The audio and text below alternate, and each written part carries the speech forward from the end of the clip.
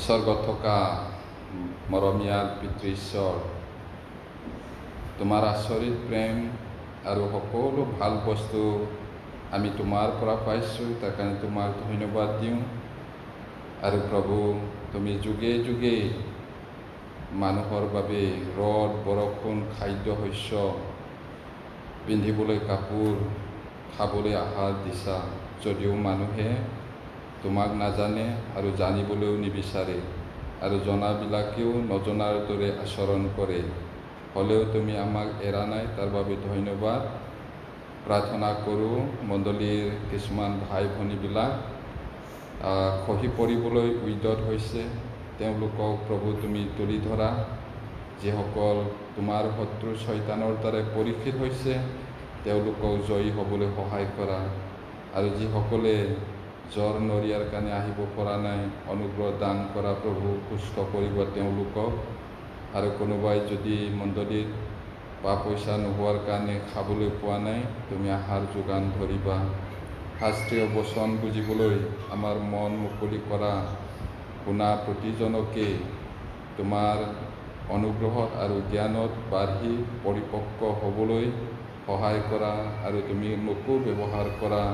প্ৰাৰ্থনা যীশু নামত খুজিছোঁ, আমেন।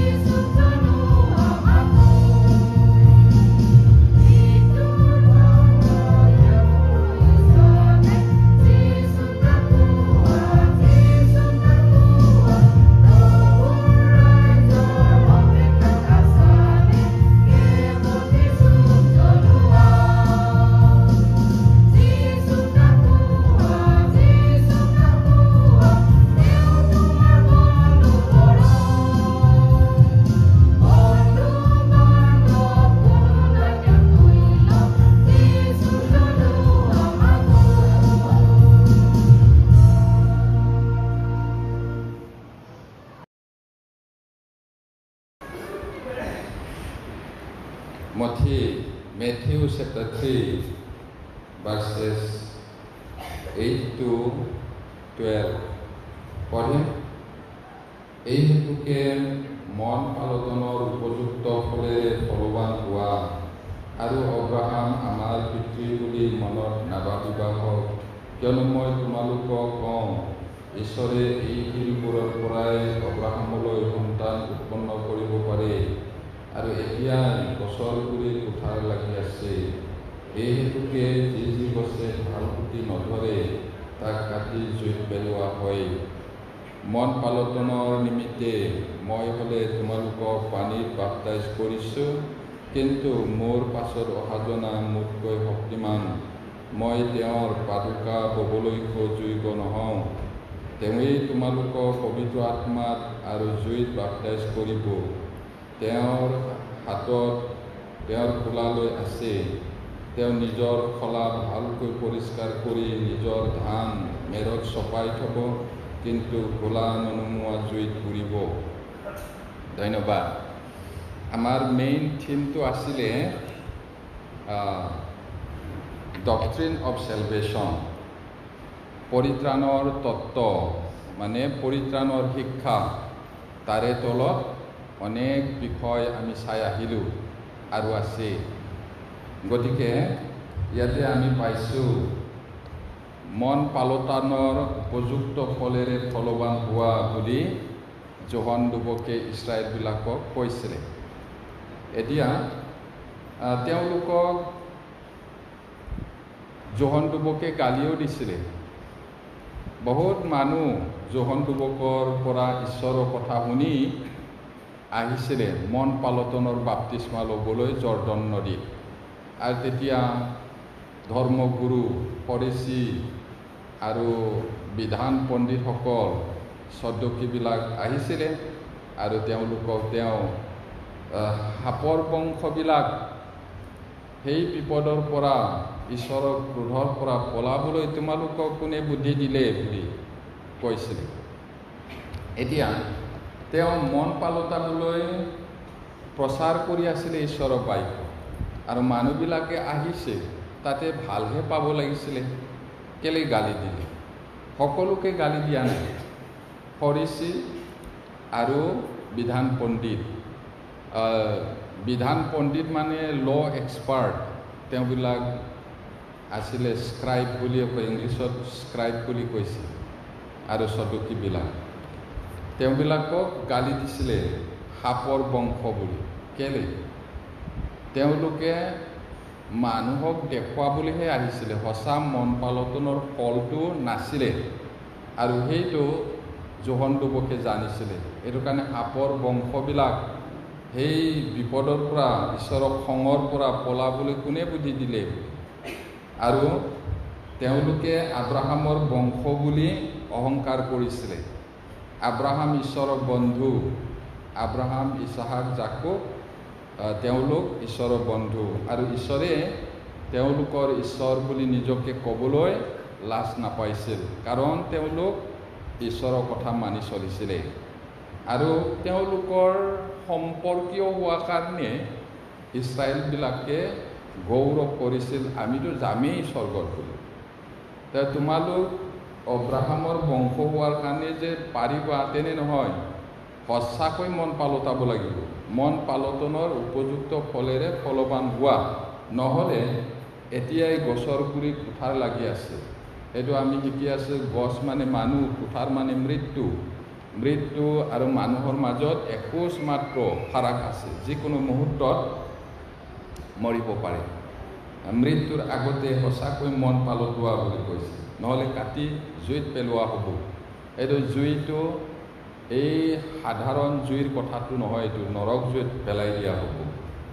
এইকাৰণে যোহন ডুবকে কৈছে, মন পালটাবৰ কাৰণে মই তোমালোকক পানীত বাপ্তাইজ দিছোঁ, কিন্তু মোৰ পাছত এজন আহি আছে, তেওঁৰ পাদুকা, চেণ্ডেলৰ ফিটাটো খুলিবলৈও মই যোগ্য নহওঁ বুলি তেওঁ কৈছিলে।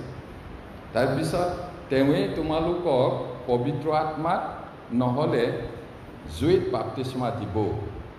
হয় পৰিত্ৰাণ পাব, মন পালটালে পবিত্ৰ আত্মাৰে মানুহজনক বাপ্তাইজ কৰা মানে ডুবাই পেলাব, ঈশ্বৰৰ প্ৰেম, ঈশ্বৰৰ কথা, শুভবাৰ্তাটো বুজি পাব, পৰিত্ৰাণ পাব। আৰু যদি নহয়, তেতিয়াহ'লে সেই অনন্ত নৰকত ডুবাব, তাত বাপ্তিস্মা দিব বুলি কৈছে। ইয়াত পবিত্ৰ আত্মাৰে বাপ্তিস্মা পালে গৰম গৰম লাগি যায়, এইটো কথা নহয়। এইটো অনন্ত নৰকত ডুবাব, পেলাই দিব, সেইটোহে কৈছে।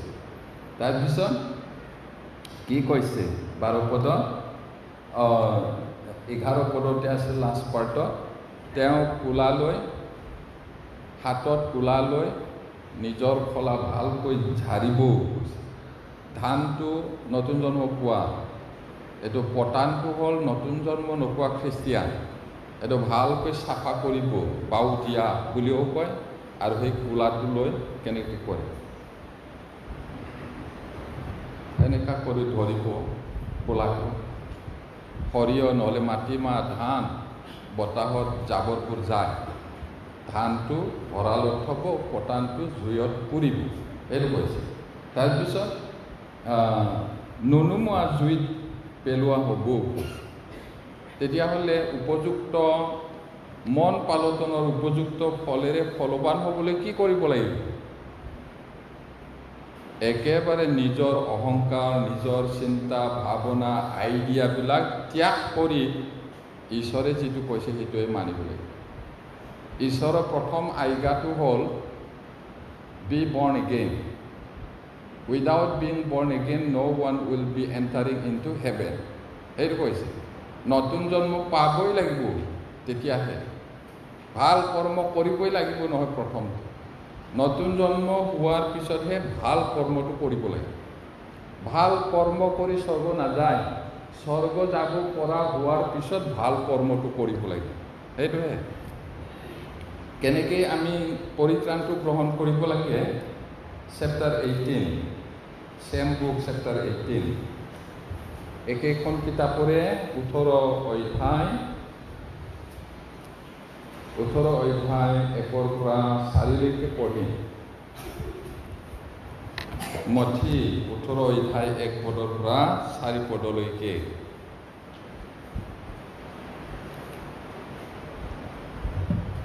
পাইছে যদি পঢ়িম। সেই সময়তে শিষ্যবিলাকে ঈশ্বৰৰ ওচৰলৈ আহি সুধিলে, স্বৰ্গৰাজ্যত কোন শ্ৰেষ্ঠ? তাতে তেওঁ ল'ৰা এটিক ওচৰলৈ মাতি তেওঁলোকৰ মাজত থৈ ক'লে, মই তোমালোকৰ স্বৰূপে কওঁ, তোমালোক যদি ঘূৰি শিশুবিলাকৰ নিচিনা নোহোৱা, তেন্তে স্বৰ্গৰাজ্যত কোনোমতে সোমাবলৈ নাপাবা। এতেকে যিকোনোৱে এই ল'ৰাটিৰ নিচিনা নিজকে সৰু কৰে, তেওঁহে স্বৰ্গৰাজ্যৰ শ্ৰেষ্ঠ। এতিয়া ইয়াত শিষ্যবিলাকৰ প্ৰশ্নটো ভুল আছিলে। কি ভুল আছিলে? ইয়াত স্বৰ্গত কোন মহান হ'ব এইটো প্ৰশ্ন নহয়। প্ৰথমটো স্বৰ্গত মই সোমামনে, সেইটোৱে প্ৰশ্নটো হ'ব লাগে। মই ডাঙৰ হ'মনে, কোন ডাঙৰ হ'ব সেইটো নহয়। প্ৰথমটো সোমাবনে নোসোমাব এইটোহে। কিন্তু তেওঁলোকে কি কৈছিলে? শিষ্যবিলাকে আহি পিনি স্বৰ্গত আটাইতকৈ ডাঙৰ কোন হ'ব, মহান, প্ৰশ্নটো এইটো কৰিছিলে। প্ৰশ্নটো কৰিব লাগিছিলে, আমি স্বৰ্গত সোমামনে নোসোমাম প্ৰভু বুলি। কোন ডাঙৰ হ'ব এইটোহে তেওঁলোকৰ ঝামেলা, তৰ্কাতৰ্কি। ৰাস্তাত সদায় তৰ্ক কৰে। আচ্ছা, পিতৰ যদি প্ৰাইম মিনিষ্টাৰ হয়, জোহন যদি হোম মিনিষ্টাৰ হয়, আৰু ইস্কৰিয়াতিয়া যিহুদা যদি ফাইনেন্স মিনিষ্টাৰ হয়, মই কি হ'ম? চাব, তৰ্কাতৰ্কি আছে বাইবেলত। তেতিয়া প্ৰশ্নটো হ'ব লাগিছিলে,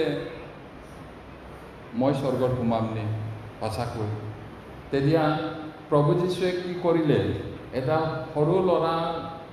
এটি সৰু ল'ৰাক মাতি পিনি তেওঁলোকৰ মাজত থৈ পিনি কৈছিলে, কি কৈছিলে?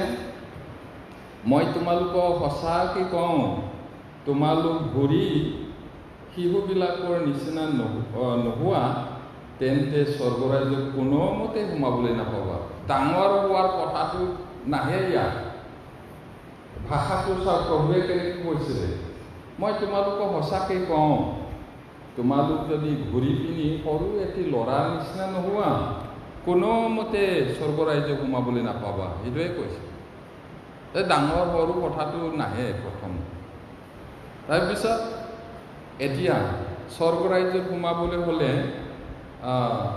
we must become like a little children, otherwise no one will be going to heaven. সৰু ল'ৰাৰ নিচিনা হ'ব লাগিব আমি, তেহে স্বৰ্গত সোমাব।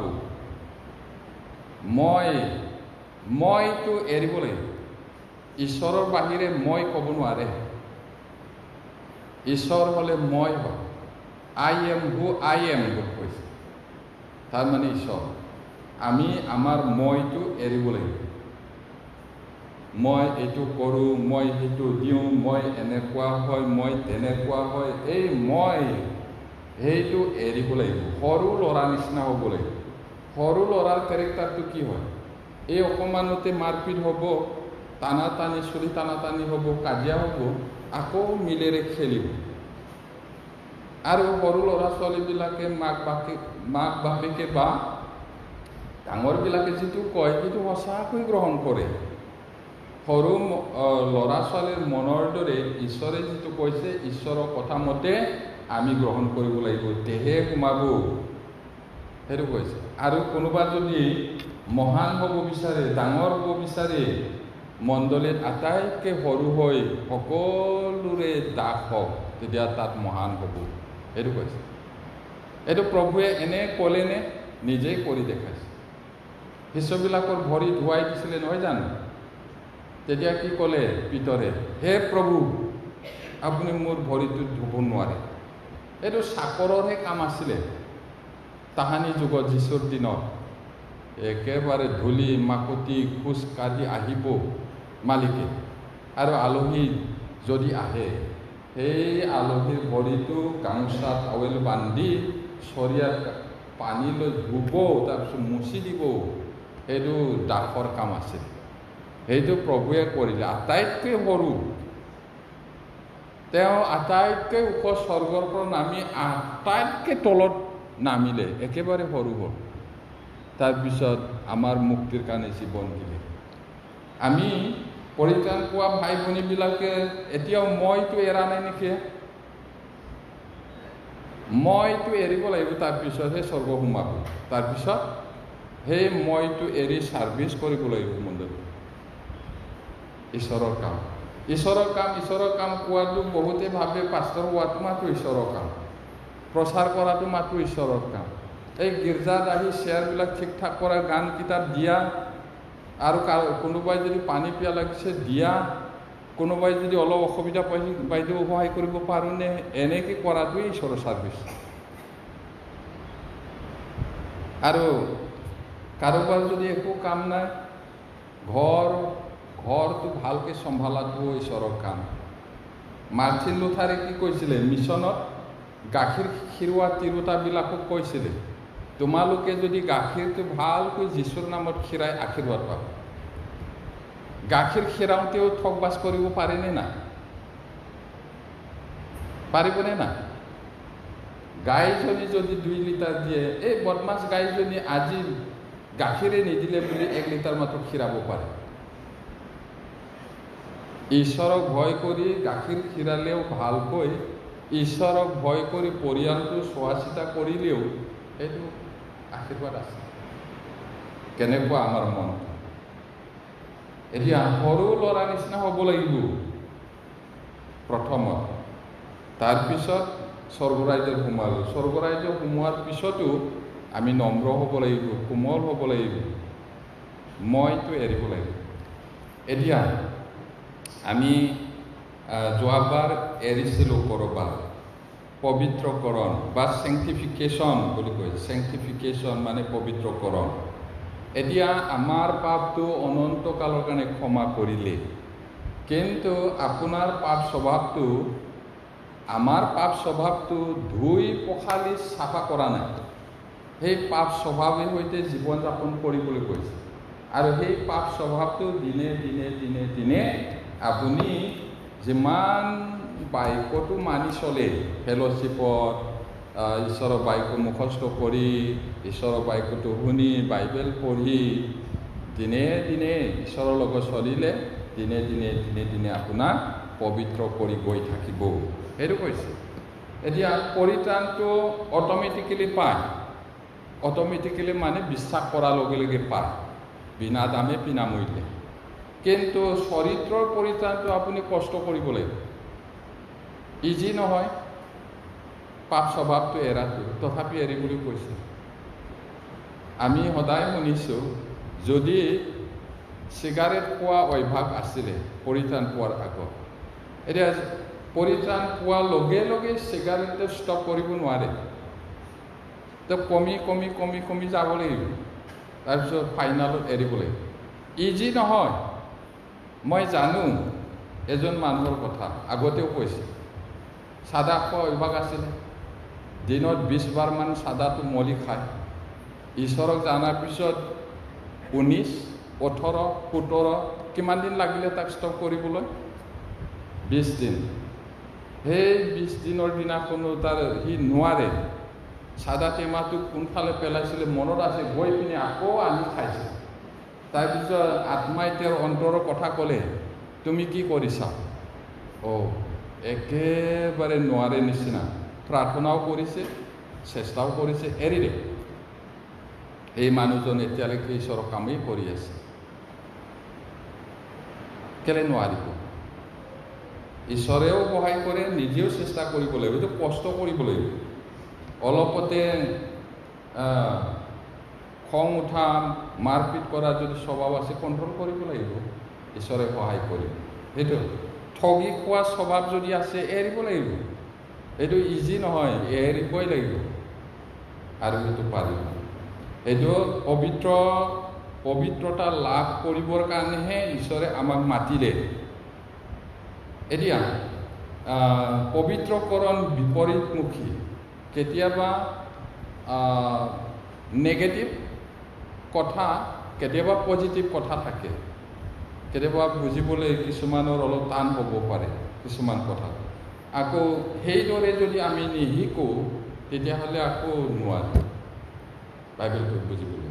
কেতিয়াবা এইদৰে হয়। এইখিনিতে পবিত্ৰকৰণক ন্যায় পৰায়ণতাৰ সৈতে তুলনা কৰাটো সহায় কৰিব পাৰে আমাক। এতিয়া ন্যায়্যতা মানে জাষ্টিফিকেশ্যন। ন্যায়্যতাই আমাৰ অৱস্থানৰ সৈতে জড়িত, আনহাতে পবিত্ৰতাই আমাৰ অৱস্থাৰ সৈতে জড়িত। কিছুমান বুজিবলৈ টান হ'ব, নহয় জানো? এইটো জাষ্টিফিকেশ্যন, আমাক ধাৰ্মিক বুলি ঈশ্বৰে ঘোষণা কৰিলে। এইটো এতিয়া তাৰ লগত জড়িত আছে আমাৰ অৱস্থানটো। আগত আমাৰ অৱস্থানটো কি আছিলে? পাপী। পৰিত্ৰাণ পোৱাৰ পিছত আমাক ধাৰ্মিক বুলি ঘোষণা কৰিলে। আৰু এতিয়া পবিত্ৰতাই হৈছে আমাৰ অৱস্থাৰ সৈতে জড়িত। আমাৰ অৱস্থা, আমি পৰিত্ৰাণ পালোঁ, আমাক ধাৰ্মিক বুলি গণিত কৰিলে। এতিয়া অৱস্থাটো, সেই চৰিত্ৰটো আছে, গতিকে সেইটো লাহে লাহে বেয়া চৰিত্ৰৰ পৰা পৰিত্ৰাণ পাব লাগিব। তাৰপিছত ধাৰ্মিকতা হৈছে ঈশ্বৰে আমাৰ বাবে যি কৰে, আমি কৰি ধাৰ্মিক নহয়। ঈশ্বৰে আমাৰ বাবে যি কৰিলে ধাৰ্মিক কৰিব। এতিয়া আনহাতে পবিত্ৰতা হৈছে ঈশ্বৰে আমাৰ মাজত যি কৰে,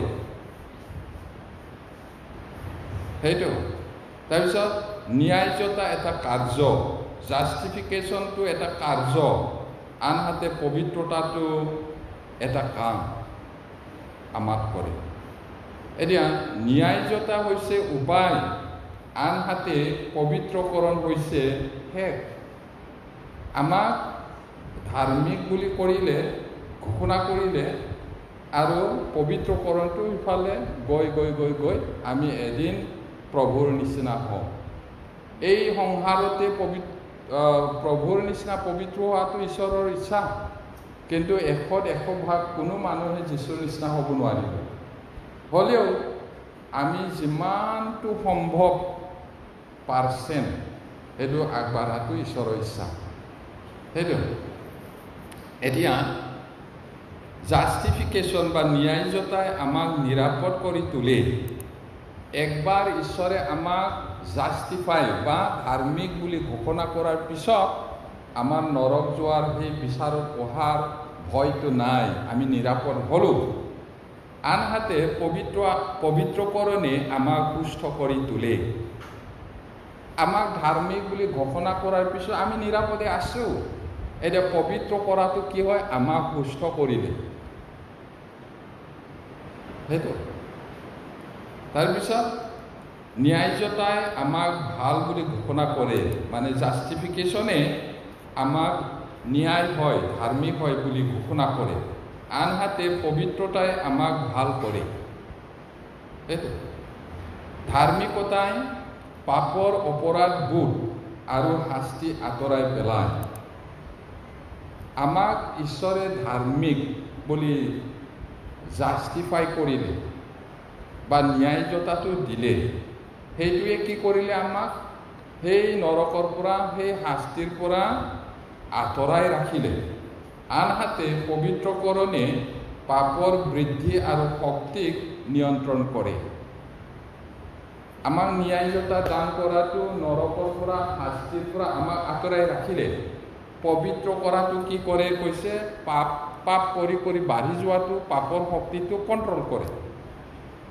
সেইটো এতিয়া ন্যায়্যতাই স্বৰ্গলৈ যোৱা ট্ৰেকটো প্ৰদান কৰে বা জাষ্টিফিকেশ্যনটো স্বৰ্গলৈ যোৱাৰ ৰেল লাইনটো দিয়ে। এতিয়া পবিত্ৰকৰণে কি কৰে, সেই ৰেলটো যোগান ধৰে।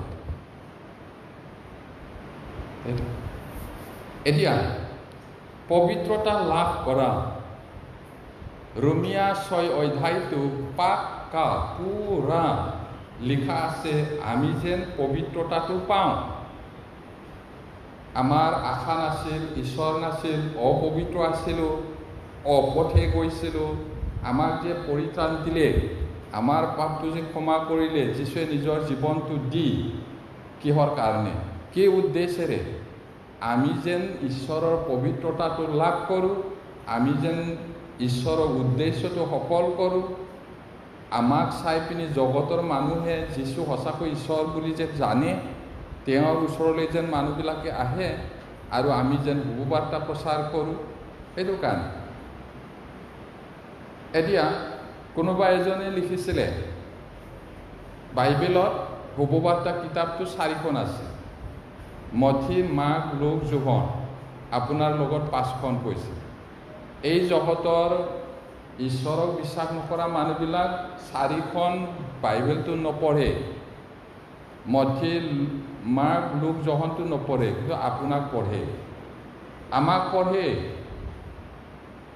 লক্ষ্য কৰিব, আপোনাৰ পৰিয়ালত যদি আপুনি মাত্ৰ পৰিত্ৰাণ পাইছে, আপোনাক ষ্টাডি কৰি আছে, ভাই ককাইবিলাক পঢ়ি আছে আপোনাৰ জীৱনটো।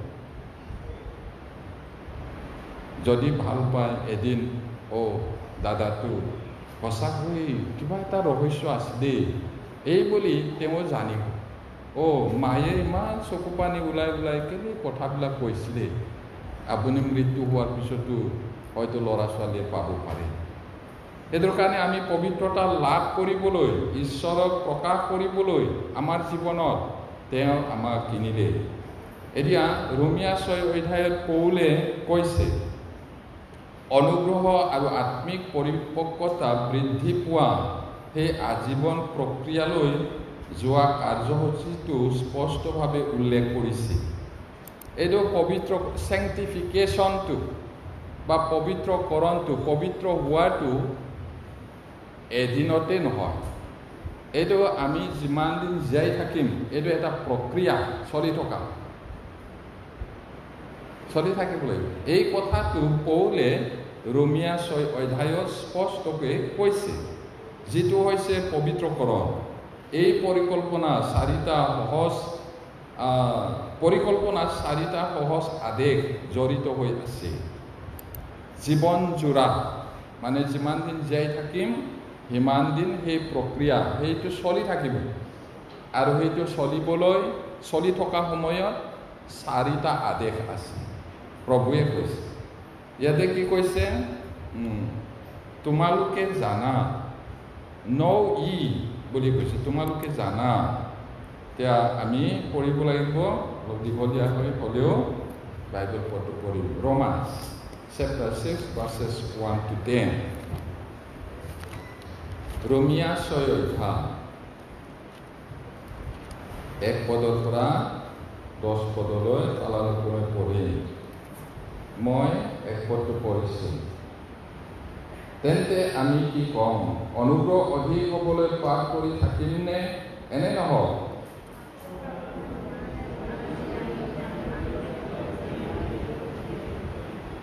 নতুবা আমি যিমান লোক খ্ৰীষ্ট যীশুৰ উদ্দেশ্যে বাপ্তাইজিত হ'লোঁ, সকলোৱে যে তেওঁৰ মৃত্যুৰ উদ্দেশ্যে বাপ্তাইজিত হ'লো, ইয়াক তোমালোকে নাজানা নেকি?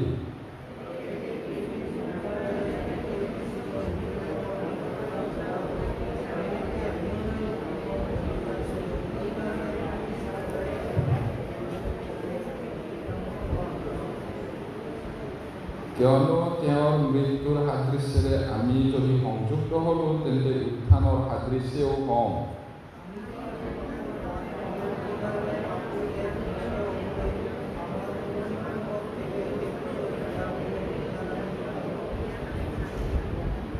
কিয়নো যিজন মৰিল তেওঁ পাপৰ পৰা মুক্ত হৈ ধাৰ্মিক বুলি গণিত হ'ল।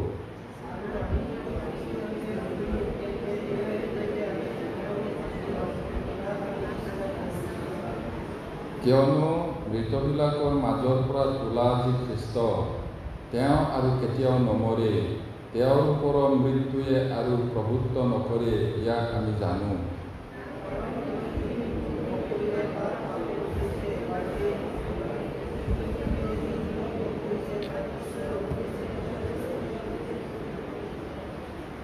ইয়াতে 1 নম্বৰতে আমি যদি চাওঁ,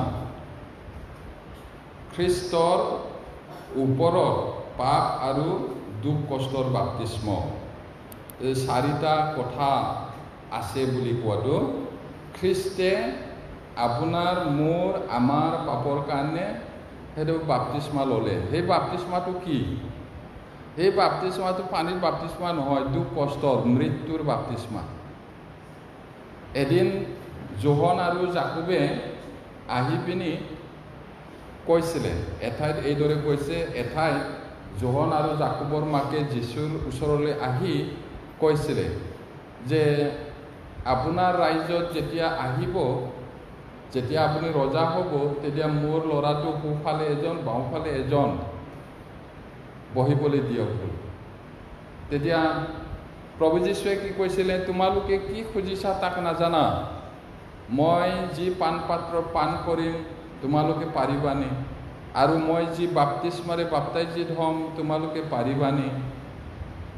কিজানি জোহনহঁতে ভাবিছিলে হ'বলা, ৰজাইতো পুনৰ গিলাচত পানীটো খাই, আমি কেলে নোৱাৰিম বুলি। আৰু বাপ্তিস্মা লোৱাটো পানী বাপ্তিস্মা কিজানি ভাবিছিলে, আমিও কেলে নোৱাৰিম। সেইটো কোৱা নাই। যি পান পাত্ৰ মানে এইটো বিষ থকা, মৃত্যু হ'ব লাগিব। এইটোতো কথাটো আপোনালোকে জানিছে, বহুতবাৰ আমি ষ্টাডি কৰোঁতে উল্লেখ কৰিছোঁ।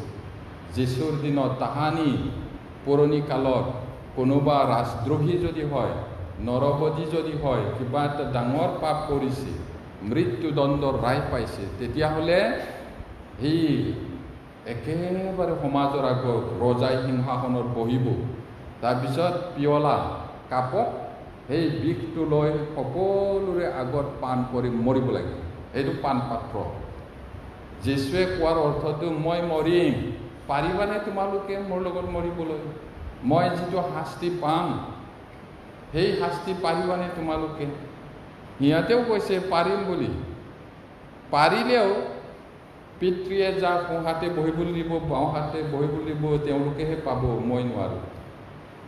সঁচাকৈ পাৰিছে তেওঁলোকেও। পিছত প্ৰভুৱে পান কৰা পাত্ৰত পান কৰাৰ দৰে জাকুটোৰ ডিঙিটো কাটা খালে। জোহনে একেবাৰে বৃদ্ধ হৈ মৰিলে। একেবাৰে বৃদ্ধ হৈ থকাটো ইজি লাইফ নহয়, নহয় জানো? ইজি নহয়। মই কল্পনা কৰোঁ, বাইবেলত লিখা নাই, তেওঁৰ লেখনিত প্ৰেমৰ কথা মাত্ৰ আছে। জোহনৰ নিচিনা ঈশ্বৰৰ প্ৰেমটো বুজি পোৱা মানুহ নাই চাগে। শুভবাৰ্তা জোহনতো প্ৰেম, প্ৰথম জোহন, দ্বিতীয় জোহন, তৃতীয় জোহনতো প্ৰেম, প্ৰকাশিত বাক্যতো আছে প্ৰেম। তাৰপিছত ডেইলি দেওবাৰত আহিলে কিজানি এছিষ্টেণ্ট পাষ্টৰবিলাকে আনে, বহুত বুঢ়া, 90-100 ওচৰা ওচৰ। তে কি কৰিব, পাষ্টৰবিলাকে এছিষ্টেণ্টে আনি যেনে তেনে জাগাত আনি থৈ হ'বলা। হে প্ৰিয়সকল পৰস্পৰে প্ৰেম কৰা, এইটোহে চাবচোন বাইবেলটো পঢ়ি, সেইটো মাত্ৰ বেছি। প্ৰভুৱে কি কৈছিলে, মই তোমালোকক নতুন আজ্ঞা দিছোঁ, পৰস্পৰে প্ৰেম কৰা। কেলে ইমান জোৰ দিছে? মানুহৰ চৰিত্ৰটো প্ৰেম কৰিব নোৱাৰে নহয় জানো? সেইটো কাৰণে তেওঁলোককহে কৈছে, আমাৰ কাৰণে নহয় বুলি ভাবিব নালাগে, আমাকো কৈ আছে পৰস্পৰে প্ৰেম কৰা।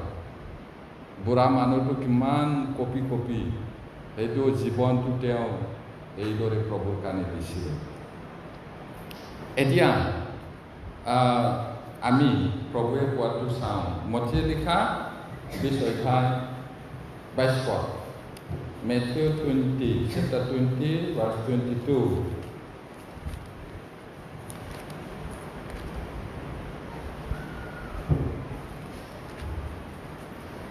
মথিয়ে লিখা 20 অধ্যায় 22 পদ পঢ়িম। কিন্তু যীশুৱে উত্তৰ দি ক'লে, তোমালোকে কি খুজিছা তাক নাজানা। মই যি পাত্ৰত পান কৰিবলৈ উদ্যত হৈছোঁ, তোমালোকে সেই পাত্ৰত পান কৰিব পাৰানে? তেওঁলোকে তেওঁক ক'লে, পাৰোঁ। সেই সময়ত কিজানি নুবুজিয়ে কৈছিলে হ'বলা। পিছততো সঁচাকৈ জাকুবে প্ৰভুৰ নিচিনাই মৰিব, ডিঙিটো কাটি দিলে। আৰু ভায়েকে পুৰা বুঢ়া হৈ জীৱনটো প্ৰভুৰ কাৰণে উৎসৰ্গ কৰিলে। সেইটো এতিয়া কি বুলি ক'ব, এইটো ইংলিছত পেণ্টেকষ্ট বুলি কৈছে, 50 দিনীয়া পৰ্ব। প্ৰভু মৃত্যু হ'ল, পুনৰুত্থান হ'ল, 40 দিন পৃথিৱীত আছিলে, মাজে সময় সেইবিলাকক দেখা দি তাৰপিছত 40 দিনৰ পিছত 500জন মানুহৰ আগত জৈতুন পৰ্বতৰ ওপৰৰ পৰা গ'ল। তাৰ 10 দিনৰ পিছত পবিত্ৰ আত্মা তেওঁ প্ৰতিজ্ঞা কৰাৰ দৰে নামি আহিছিলে। এইটো 50 দিনীয়া পৰ্বৰ দিনাখন। আৰু সেই সময়ত যীশুৰ শিষ্যবিলাক ওপৰ কোঠালিত গোট খাই যিহুদীবিলাকৰ ভয়ত দৰ্জা খিৰিকী বন্ধ কৰি প্ৰাৰ্থনা কৰি আছিলে। তেতিয়াই ধুমুহাৰ দৰে শব্দ কৰি আহিলে আৰু পবিত্ৰ আত্মাই প্ৰতিজনৰ ওপৰত ৰ'দ জুইৰ নিচিনা। সেই সময়ত শিষ্যবিলাকক পবিত্ৰ আত্মাৰ দ্বাৰাই বাপ্তাইজিত কৰিছে। সেইটো আমি চাওঁ। প্ৰথম পাচনি কৰ্ম 1 অধ্যায়, Acts chapter 1 verse 5. পাচনি কৰ্ম 1 অধ্যায় 5 পদ পঢ়িম। কিয়নো যোহনে হ'লে পানীত বাপ্তাইজ কৰিলে, কিন্তু অলপ দিনৰ পাছত তোমালোক পবিত্ৰ আত্মাত বাপ্তাইজিত হ'বা। সেইটোৱে আহিছিলে প্ৰতিজ্ঞা কৰাত। এতিয়া আমি প্ৰথম কৰিন্থিয়া 12 অধ্যায় 13 পদটো চাওঁ। প্ৰথম কৰিন্থিয়া 1 Corinthians chapter 12 verse 13 পঢ়িম। কাৰণ আমি যিহুদীয়ে হওঁ বা গ্ৰীক হওঁ, দাস হওঁ বা স্বাধীন হওঁ, সকলোৱে এক শৰীৰ হ'বলৈ এক আত্মাত বাপ্তাইজিত হ'লোঁ আৰু সকলোৱে এক আত্মা পান কৰিবলৈ পালোঁ। এতিয়া বিশ্বাসীসকলৰ খ্ৰীষ্টৰ শৰীৰৰ বাপ্তিস্ম, খ্ৰীষ্টৰ শৰীৰ মানে মণ্ডলী, আৰু পবিত্ৰ আত্মাই আমাক আটাইকে বাপ্তাইজিত কৰিলে খ্ৰীষ্টৰ শৰীৰক। আৰু 15 অধ্যায়, তাৰে ৰাইট চাইডত চাওকচোন, 15 অধ্যায়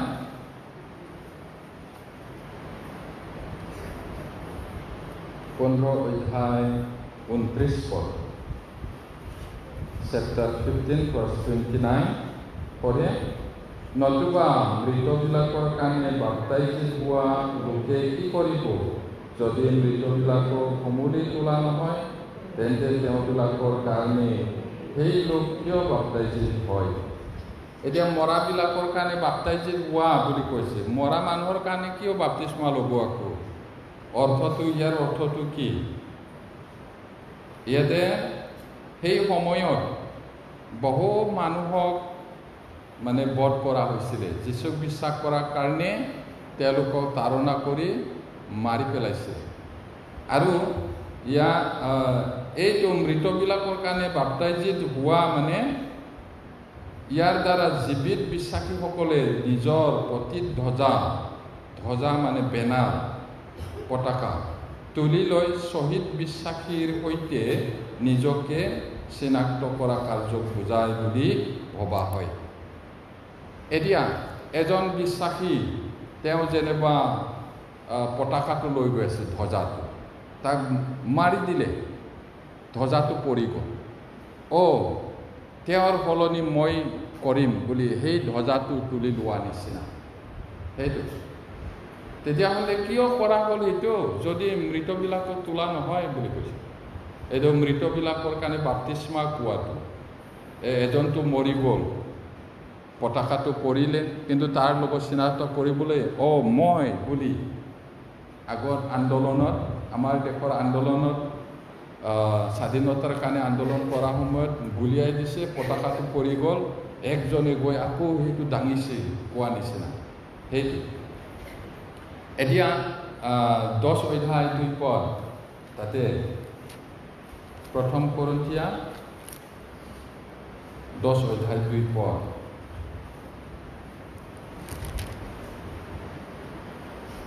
পঢ়ে, আৰু সকলোৱে মেঘ আৰু সাগৰতে মুচি লৈ বাপ্তাইজিত হৈছিল। বহুত ইণ্টাৰেষ্টিং এই কথাটো।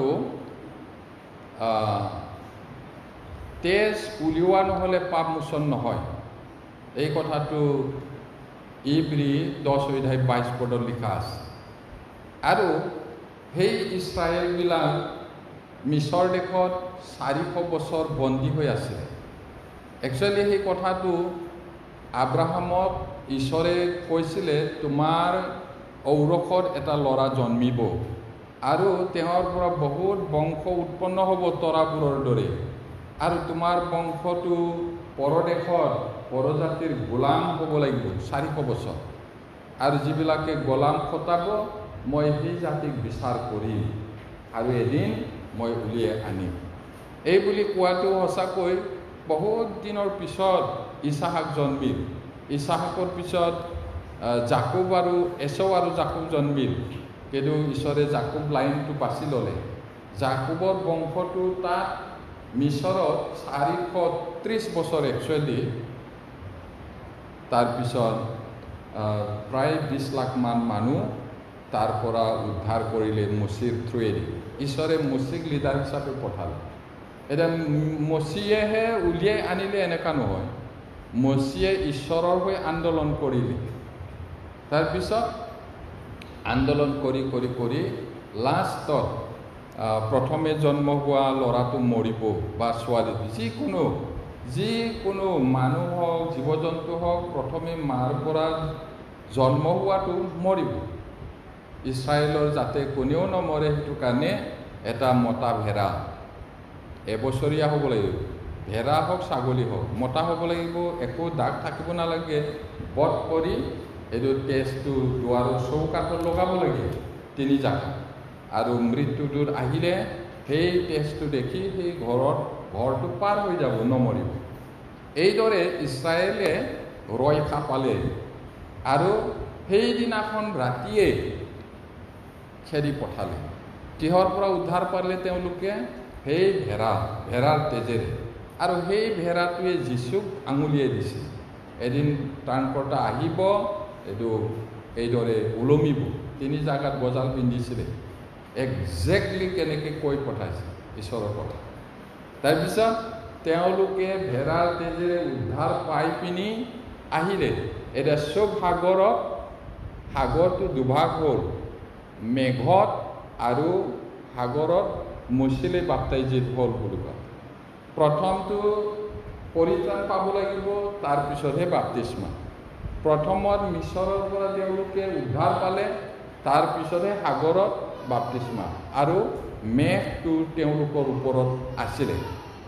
ৰাতি হ'লে জুই পোহৰ দিয়ে, দিন হ'লে মেঘ ছায়া দিয়ে।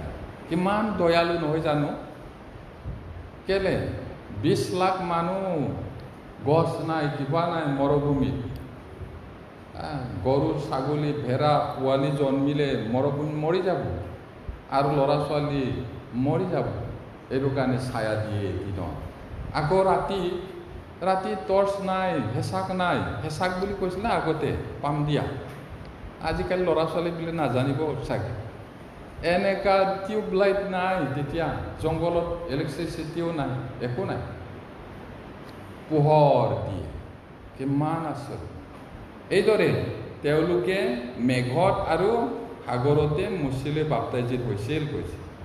এতিয়া অৰ্থটো কিমান ভাল। মিছৰ মানে এই জগতক বুজায়, ফৰণ ৰজা মানে শয়তানক বুজায়, মচি যীশুৰ ছায়া। আমাক এতিয়া উদ্ধাৰ কৰিলে সঁচাকৈ পৰিত্ৰাণ পোৱাৰ পিছতহে বাপ্তিস্মা ল'ব লাগে। বাপ্তিস্মা এনেই পৰিত্ৰাণ নোপোৱাকৈ বা নতুন জন্ম নোপোৱাকৈ ল'লে লাভ নাই। 100 বাৰ ল'লেও স্বৰ্গ নাযাব। আৰু সঁচাকৈ নতুন জন্ম পোৱাৰ পিছত সেইটো নোলোৱাকৈও থাকিব নালাগে, নহ'লে অবাধ্য হ'ব। কিন্তু একো পৰিত্ৰাণ নোপোৱাকৈ 100 বাৰ ল'লেও 1000 বাৰ ল'লেও স্বৰ্গ নাযায়। এতিয়া এই কথাটো আমি জানিলোঁ, মচিলে বাপ্তাইজিত হৈছিল বুলি। আৰু এটা সময়ত অথনি আমি পঢ়িছিলোঁ প্ৰথমতে মথিয়ে লিখা 3 অধ্যায় 11-12 পদৰ পোৱাটো। সেইদিনা মহাবিচাৰ কৰিব। মহাবিচাৰৰ পিছত প্ৰভু যীশুৱে সোঁফালে থকাবিলাকক লৈ যাব স্বৰ্গত, আৰু বাওঁফালে থকাবোৰক নৰকত পেলাব কোৱাটো। এতিয়া বাপ্তিস্মা দিব বুলি কোৱাটো ক্লেশৰ সময়ত বিচাৰৰ বাপ্তিস্মা। মই আকৌ পঢ়ি দিছোঁ মথি 3 অধ্যায়, তেতিয়া আমি ক্লিয়াৰলি বুজিব। বিচাৰৰ বাপ্তিস্মা হয়, এইটো পৰিত্ৰাণৰ বাপ্তিস্মা নহয়। আৰু কোনোবা কোৱাৰ নিচিনা পবিত্ৰ আত্মাৰ দ্বাৰাই মোক বাপ্তিস্মা দিলে, সেইকাৰণে গৰম গৰম লাগি গ'ল মোৰ হৃদয়টো, পৰি গ'ল। এইটো অৰ্থত নহয়, এইটো বহুত ভয়ানক। মই আকৌ পঢ়ি দিছোঁ। মন পালটনৰ নিমিত্তে মই বোলে তোমালোকক পানীত বাপ্তাইজ কৰিছোঁ, কিন্তু মোৰ পাছত অহা জনা মোতকৈ শক্তিমান, মই তেওঁৰ পাদুকা ববলৈকো যোগ্য নহওঁ। তেওঁৱেই তোমালোকক পবিত্ৰ আত্মাক আৰু জুইত বাপ্তাইজ কৰিব। হয় পৰিত্ৰাণ পাব, আৰু যদি পৰিত্ৰাণ নাপায় তেতিয়াহ'লে জুইত বাপ্তিস্মা দিব, মানে নৰকত পেলাব। তেওঁৰ হাতত কোলালৈ আছে। তেওঁ নিজৰ খলা ভালকৈ পৰিষ্কাৰ কৰি নিজৰ ধান মেৰত চপাই থ'ব, কিন্তু ভোলা নুনুমোৱা জুইত পুৰিব। সেই মহাবিচাৰৰ পিছত বিচাৰৰ বাপ্তিস্মা হয় এইটো, নৰকত ডুবাই দিয়া সেইটো। এতিয়া আমি আকৌ ৰোমিয়া আমি 6 অধ্যায়টো পঢ়িলোঁ, তাত 5 পদত গৈছে। 5 পদত চাওকচোন। ৰোমিয়া মেইনলি আজি ৰোমিয়া 6 অধ্যায়টোৰ পৰা চাইছোঁ। ৰোমান চেপ্টাৰ 6ৰ পৰা চাই আছোঁ কথা। এতিয়া 6 অধ্যায় 5 পদটো মই পঢ়িছোঁ। কিয়নো তেওঁৰ মৃত্যুৰ সাদৃশ্যেৰে আমি যদি সংযুক্ত হ'লোঁ, তেন্তে উত্থানৰ সাদৃশ্যেৰেও হ'ম। আমি বাপ্তিস্মা লোৱাৰ অৰ্থটো কি হয়? প্ৰভু যীশু যেনেকৈ মৰি কবৰ ভিতৰত গ'ল, বাপ্তিস্মা লওঁতে পানী যেতিয়া ডুবি যাম, যীশুৰ লগত মৰাটোক বুজায়। আৰু তাৰ পৰা যেতিয়া উঠিব, তেওঁৰ লগত পুনৰুত্থান হোৱাটোক বুজায়। আমি সঁচাকৈ উঠিম। তেওঁৰ লগত যদি আমি মৰিলোঁ, তেতিয়াহ'লে তেওঁৰ লগত জীও উঠিম, সেইটো কৈছে। এতিয়া মৃত্যুৰ সাদৃশ্যেৰে যদি সংযুক্ত হ'লোঁ, তেতিয়াহ'লে উত্থানৰ সাদৃশ্যেৰেও হ'ম। এতিয়া বিশ্বাসীজনক 3 বাৰকৈ প্ৰতিস্থাপন কৰা হৈছিল। এতিয়া এডেন বাৰীত আদমে পাপ কৰিছিলে, আদমৰ সৈতে পাপ কৰিছিল। এতিয়া আমিতো কৰা নাছিলোঁ নহয়, আপুনি কৰিছিলে জানো সেই নাখাব কোৱা গুটিটো খাইছিলে জানো তেওঁ কোৱাৰটো আমালৈকেলৈ আহিলে এইটো অন্যায় হৈছে দেই বুলি নহয় জানো আমিতো একোৱে নাজানো খোৱা নাই সেই আদমৰ পাপটো আমাক দিয়াটো অন্যায় দেই ঈশ্বৰটো বুলি কিন্তু ঈশ্বৰ অন্যায় নহয় আপুনি একো নাজানে ময়ো একো নাজানো আমি জানাৰ আগতে আমাৰ পাপৰ ভাৰটো যীশুৰ তাত দিলে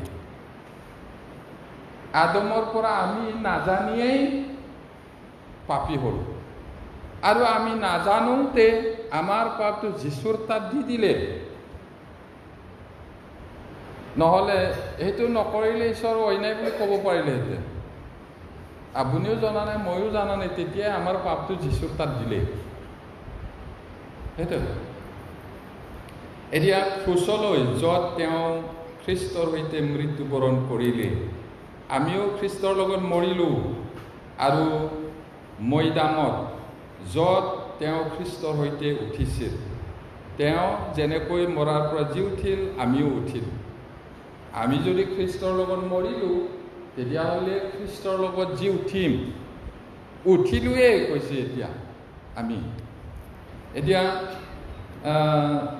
এই দুটা সত্যৰ বাবেই বিশ্বাসীজন হৈছে কি হৈছে দুটা সত্যতা আছে সেই সত্যতাৰ কাৰণে বিশ্বাসীজন কিবা এটা হৈছে কি হৈছে 6 অধ্যায় 2 পদটো চাওক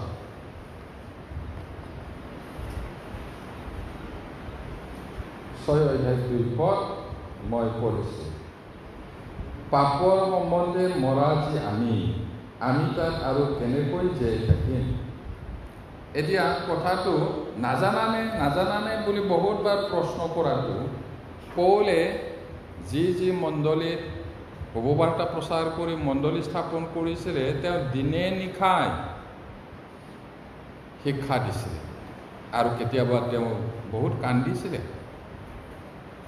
তাৰপিছত তেওঁৰ বিৰোধীবিলাকে তেওঁৰ এগেইনষ্টৰ কথা কৈছিলে পৌলৰ এগেইনষ্টৰ তেওঁৰ বিৰুদ্ধে কি কৈছিলে তেওঁ কৈছিলে শুভবাৰ্তা প্ৰচাৰ কৰোঁতে য'ত অধিক পাপ আছিলে তাত ঈশ্বৰৰ দয়াটো উপচি পৰিলে এই বুলি তেতিয়া তেওঁৰ বিৰোধী মানুহবিলাক সেইবিলাক সকলোৱে যে অবিশ্বাসী মানুহ তেনে নহয় মিছলীয়া ভাই বুলি কৈছে তেওঁ তাৰণা পোৱা সময়ৰ লিষ্টটো দিছে কি দুখ পাইছে বুলি কৈছে মিছলীয়া ভাইবিলাকৰ পৰা পোৱা তাৰণা বুলি কৈছে তেওঁবিলাকে কি কৈছে সেই মিছলীয়াবিলাকে পৌলে প্ৰচাৰ কৰিছে বোলে য'ত পাপ অধিক আছিলে তাত ঈশ্বৰৰ অনুগ্ৰহটো উপচি পৰিলে আচ্ছা আহক তেতিয়াহ'লে আমি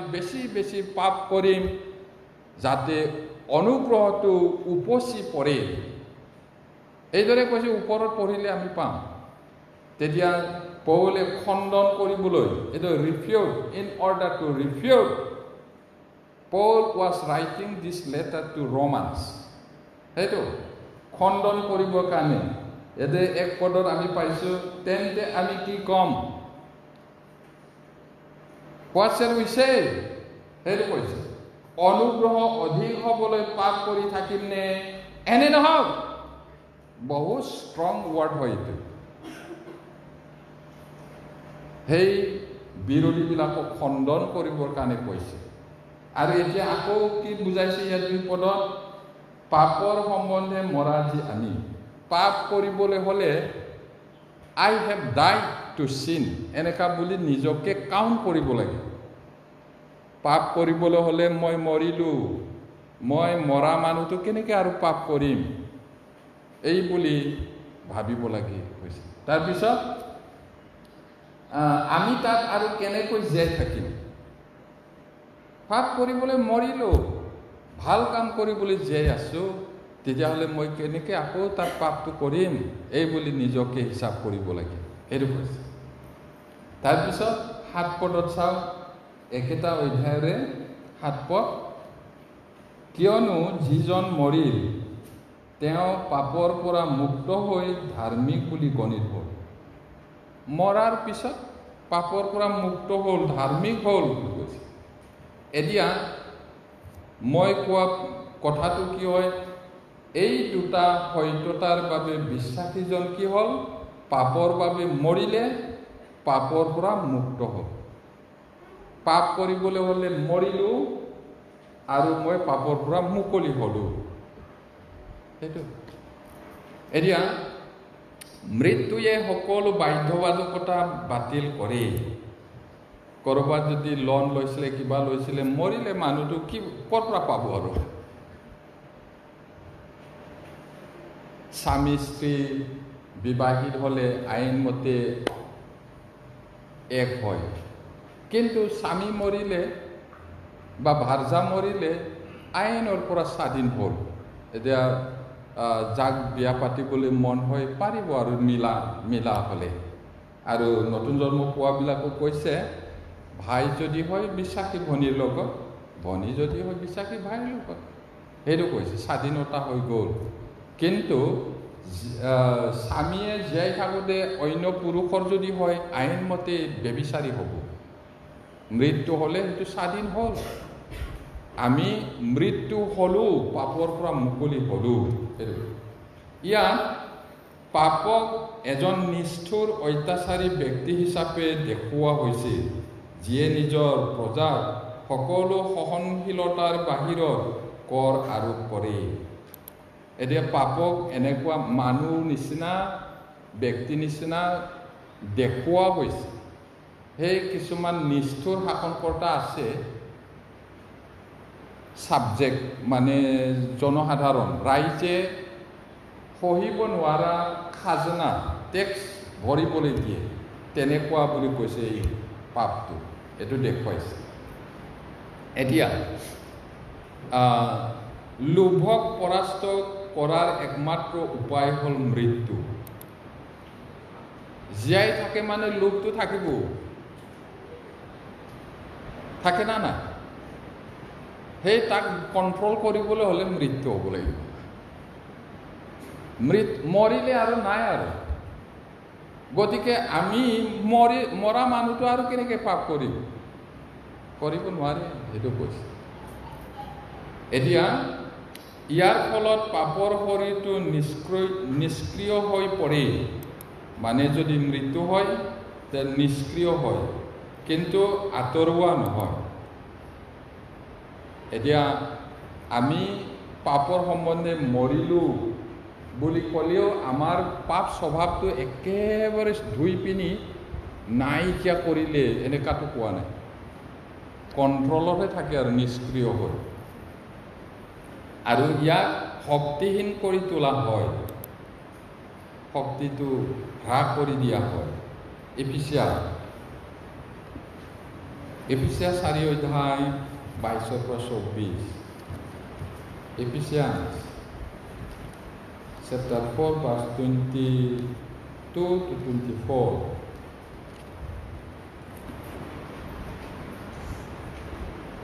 Ephesians 4:22-24 পঢ়ি সকলোৱে।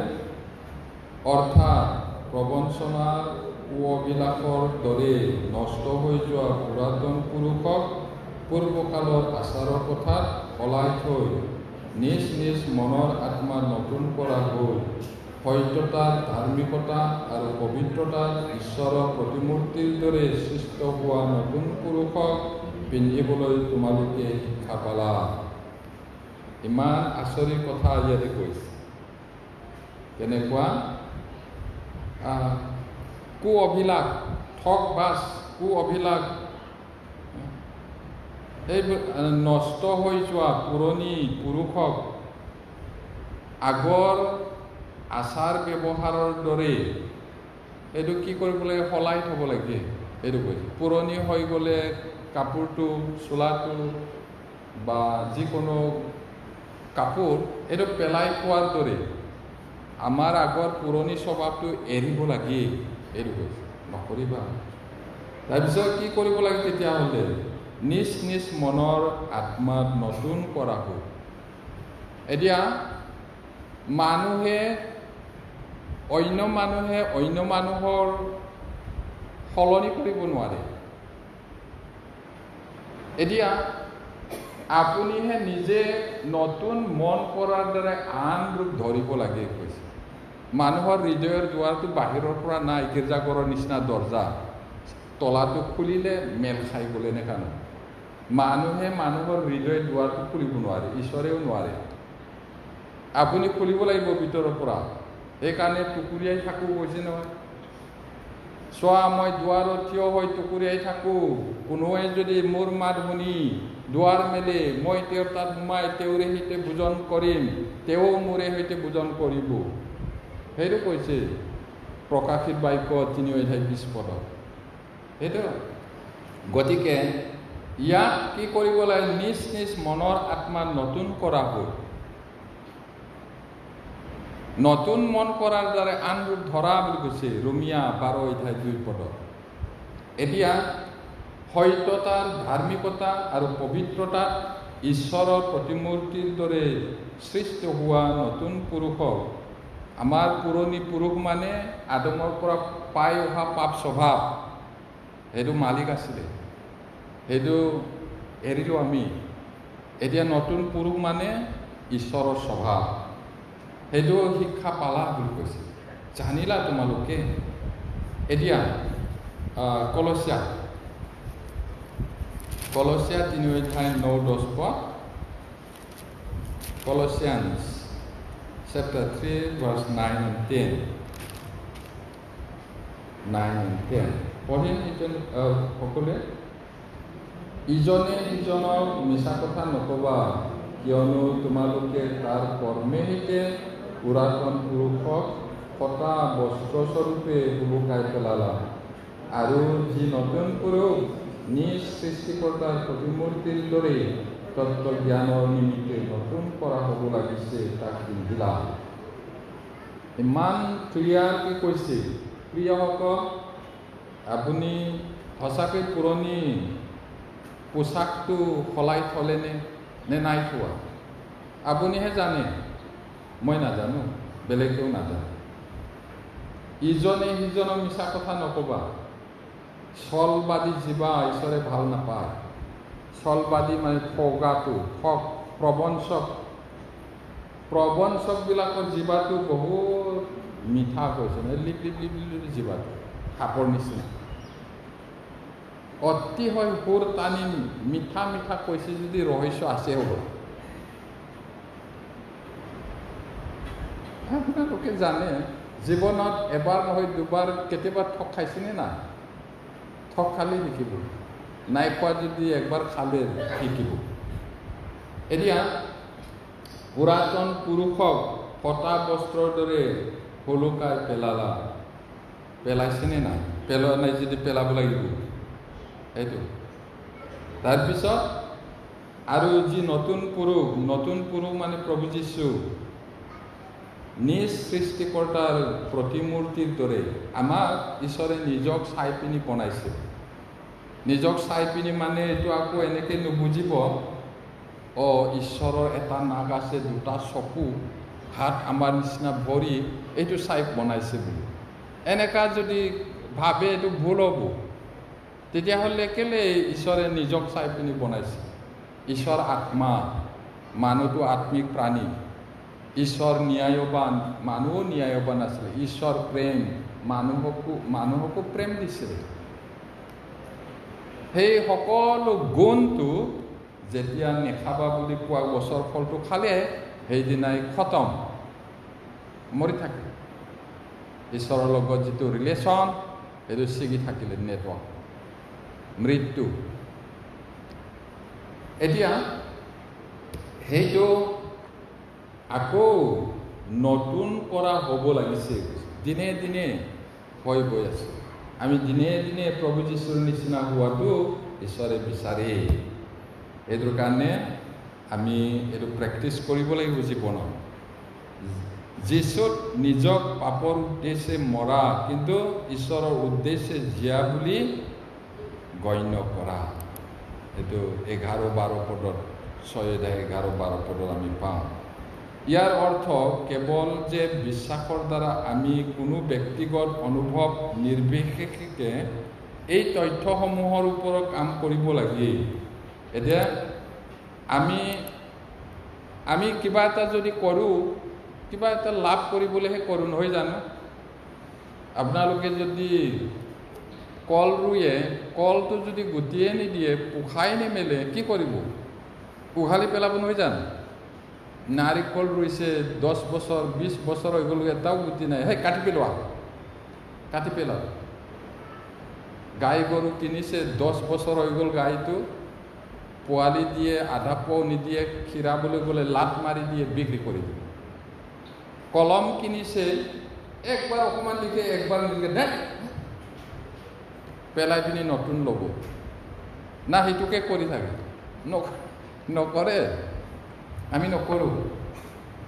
এতিয়া আমি বাইবেলটো পঢ়িম।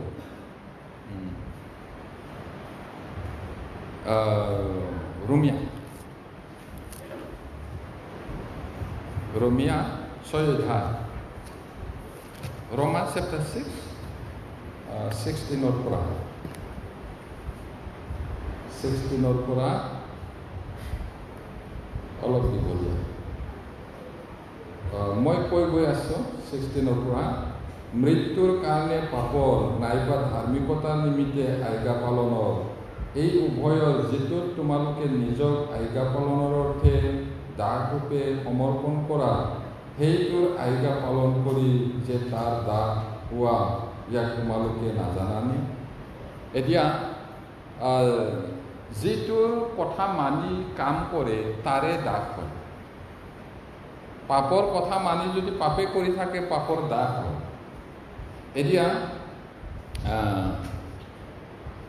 17 পদত, আগেয়ে তোমালোক পাপৰ দাস আছিলা, কিন্তু শিক্ষাৰ যে আদৰ্শলৈ সমৰ্পিত হ'লা, অন্তঃকৰণে সৈতে তাক মানিবলৈ তোমালোক আজ্ঞাধীন হ'লা।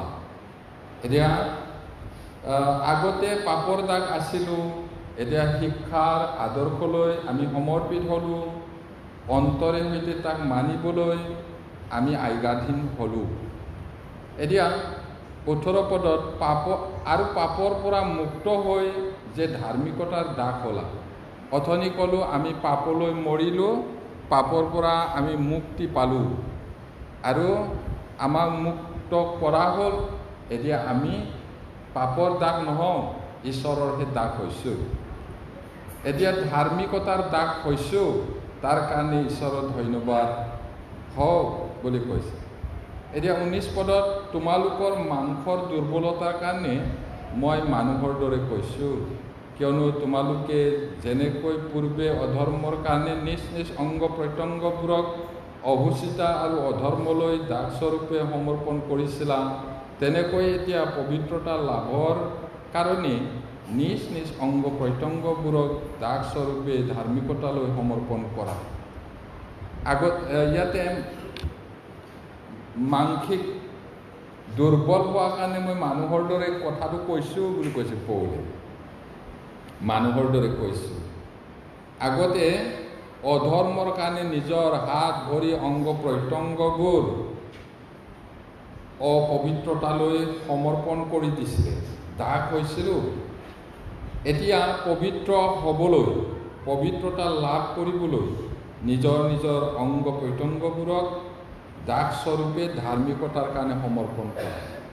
ধাৰ্মিকতা, আমি পাপৰ পৰা মুক্ত হ'লোঁ, আমাক ধাৰ্মিক বুলি ঘোষণা কৰিলে আৰু এতিয়া আমাক পবিত্ৰ কৰি আছে ঈশ্বৰে।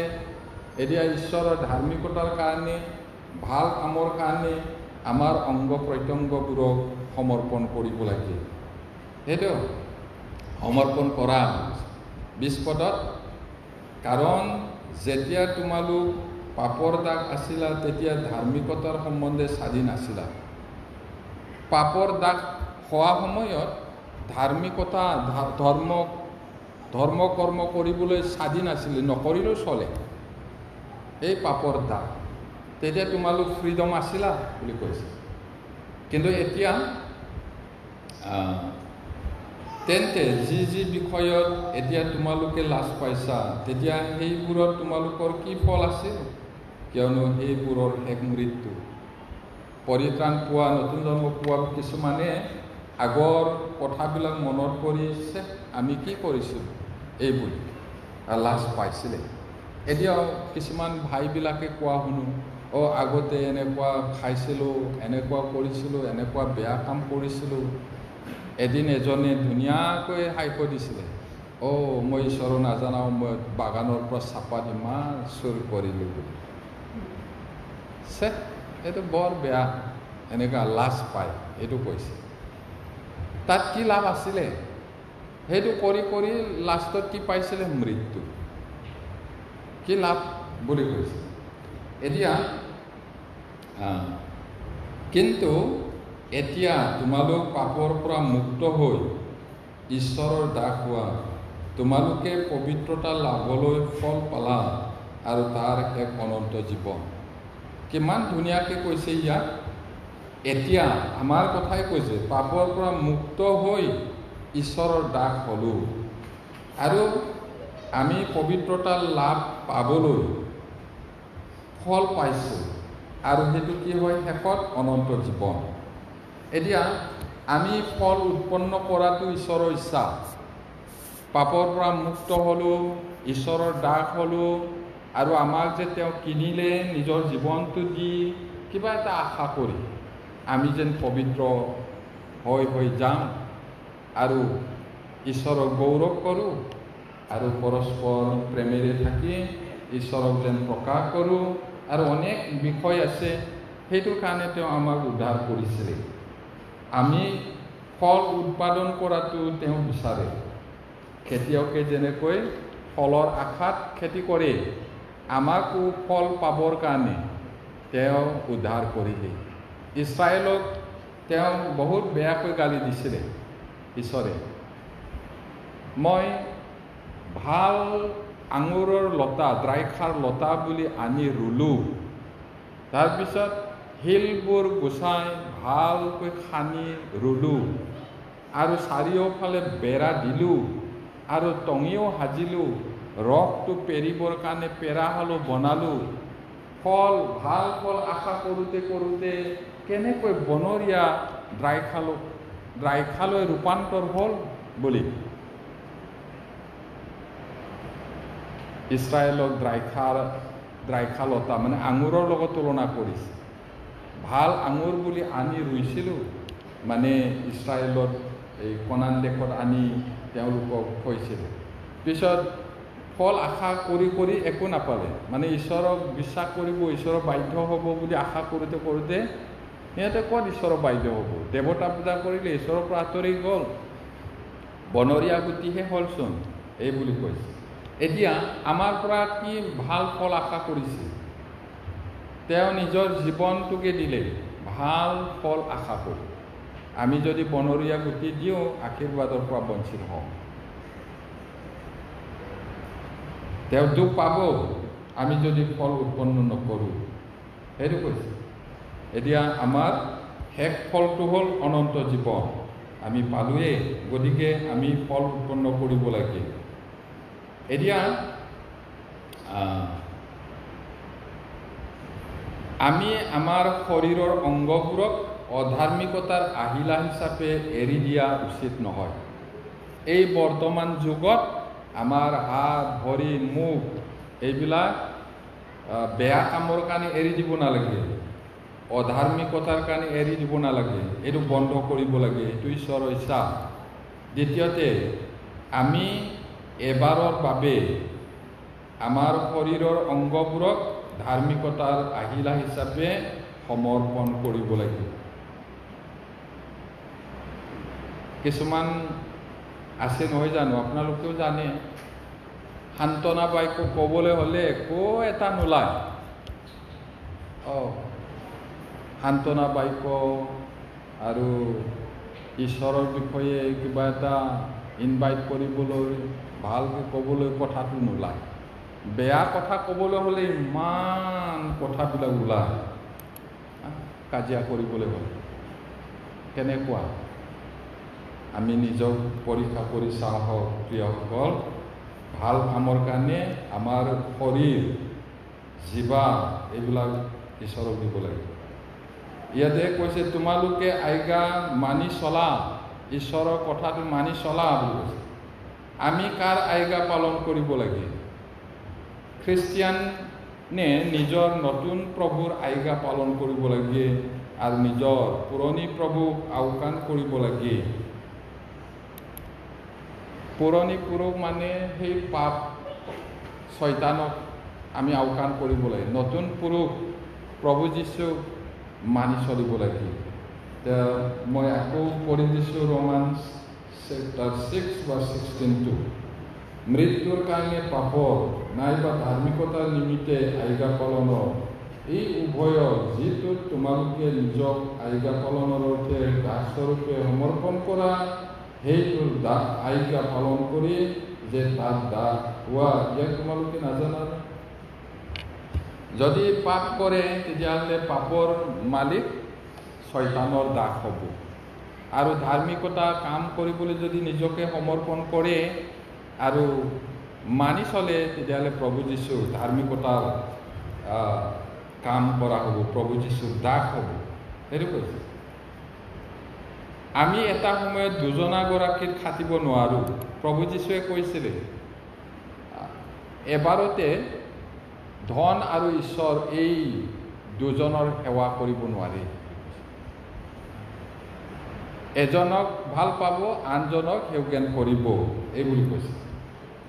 এতিয়া কাৰণ আমি পাপৰ পৰা মুক্ত হ'লোঁ, সেইকাৰণে আমি এই বহুমূলীয়া মতবাদক স্পষ্ট কৰিব পৰা তিনিটা লেটিন শব্দ আছে।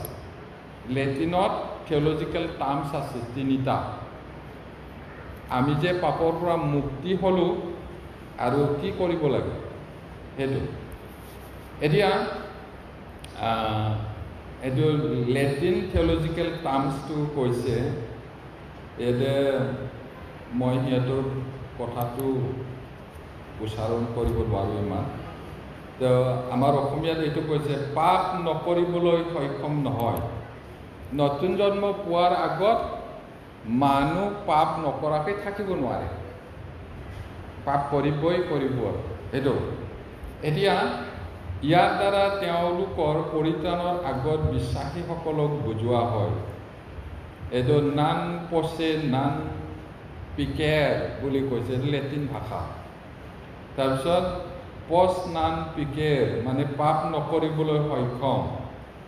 এতিয়া ইয়াৰ দ্বাৰা তেওঁলোকৰ পৰিত্ৰাণৰ পিছত বৰ্ণনা কৰা হৈছে, তেওঁলোকৰ হাতত এতিয়া বিজয়ী জীৱন যাপনৰ ক্ষমতা আছে। নতুন জন্ম পোৱাৰ পিছত পাপ নকৰাকৈ থাকিবলৈ ক্ষমতা আছে, লাই নিদিলে পাৰিব কৈছে নতুন জন্ম পোৱাৰ পিছত সেইটো। তাৰপিছত নান পচে পিকিয়াৰ বুলি আকৌ এটা আছে, পাপ কৰিবলৈ সক্ষম নহয়। কেতিয়া হ'ব পাপ কৰিবই নোৱাৰিব আৰু সেইটো কেতিয়া? প্ৰভু যীশুক লগ পাই আমাৰ এই মৰ্ত শৰীৰটো ৰূপান্তৰ হ'ব, আমাৰ জ্ঞানো 100% হ'ব, পবিত্ৰ 100% প্ৰভুৰ নিচিনা হ'ব। তেতিয়া পাপটোৱে কৰিব নোৱাৰে, পাপ কৰিব নোৱাৰে। 1 নম্বৰত কি কৈছিলোঁ? পৰিত্ৰাণ নোপোৱাৰ আগত পাপটো নকৰাকৈ থাকিবই নোৱাৰে। পৰিত্ৰাণ পোৱাৰ পিছত পাপ নকৰাকৈ থাকিব পাৰে যদি ঈশ্বৰৰ বাক্যটো মানি চলে, পবিত্ৰ আত্মাৰ সহায় ইয়াত থাকে। কিন্তু এটা সময়ত পাপটো কৰিবই নোৱাৰিব। কেতিয়া? প্ৰভু যীশু আহিলে আমাৰ এই শৰীৰটো প্ৰভু যীশুৰ নিচিনা 100%, 100% তেওঁৰ নিচিনা গৌৰৱময় শৰীৰ হ'ব আৰু আমাৰ পাপ স্বভাৱটোও সম্পূৰ্ণ পবিত্ৰ হ'ব আৰু জ্ঞানো 100% ঈশ্বৰৰ প্ৰভুৰ নিচিনাই হ'ব। তেতিয়া আৰু আমি পাপ কৰিব নোৱাৰোঁ। এতিয়া শেষতে কাৰণ ঈশ্বৰে বিশ্বাসীসকলক ধাৰ্মিকতাৰ ফল বিশ্বাসীসকলৰ পৰা ধাৰ্মিকতাৰ ফল বিচাৰে, যিবোৰ কেৱল আজ্ঞাকাৰিতাৰ দ্বাৰাহে আহিব পাৰে। আমাৰ পৰা তেওঁ ধাৰ্মিকতাৰ ফল বিচাৰে। এইটো শেষ বাইবেল পদ আমি আটাই পঢ়িম, ৰোমিয়া 6 অধ্যায় 21 আৰু 21-22 পদ পঢ়িম। তেন্তে যি যি বিষয়ত এতিয়া তোমালোকে লাজ পাইছা, এতিয়া সেইবোৰত তোমালোকৰ কি ফল আছিল? কিয়নো সেইবোৰৰ শেষ মৃত্যু। কিন্তু এতিয়া তোমালোক পাপৰ পৰা মুক্ত হৈ ঈশ্বৰৰ দাস হোৱা, তোমালোকে পবিত্ৰতা লাভলৈ ফল পালা আৰু তাৰ শেষ অনন্ত জীৱন। আমি ফল উৎপন্ন কৰিব লাগে, এইটো ঈশ্বৰৰ ইচ্ছা। পাপৰ ফলটো মৃত্যুহে আছিলে, ধাৰ্মিকতাৰ ফলটো অনন্ত জীৱন। জীৱনেহে জীৱন উৎপন্ন কৰে, মৰাটোৱে জীৱন উৎপন্ন নকৰে। মৰা গিৰিয়ে ঘৈণীয়েকৰ পৰা ল'ৰা ছোৱালী নজন্মে। এতিয়া আমি অনন্ত জীৱনৰ ভাগী হ'লোঁ, পাপৰ পৰা মুক্তি পালোঁ। এতিয়া আমি সেই অনন্ত জীৱনৰ কথাটো ক'ব লাগিব। আমি মানুহেও পৰিত্ৰাণ পাবলৈ, আৰু আমি পাপ কৰিবলৈ হ'লে মৰিলোঁ বুলি নিজকে গণ্য কৰিব লাগে। আৰু ধাৰ্মিক কাম কৰিবলৈ হ'লে মই জীয়াই আছোঁ, মই পাপৰ দাস নহওঁ, এতিয়া ঈশ্বৰৰ দাস হ'লোঁ। আগৰ কামবোৰ মৃত, শেষ ফলটো, এতিয়াতো অনন্ত জীৱন। ঈশ্বৰে সকলোকে আশীৰ্বাদ কৰক। প্ৰাৰ্থনা কৰিম। স্বৰ্গত থকা পিতৃ ঈশ্বৰ, তুমি আমাক পাপৰ পৰা মুক্ত কৰিলা আৰু তুমি আমাক পবিত্ৰ কৰি আছা দিনে দিনে, আৰু আমি যেন তোমাৰ বাধ্য হৈ দাস হৈ চলিব পাৰিম। প্ৰভু, তুমি সহায় কৰা, আৰু আমি পাপৰ দাস নহওঁ পাপ কৰ্ম কৰি থাকিবলৈ।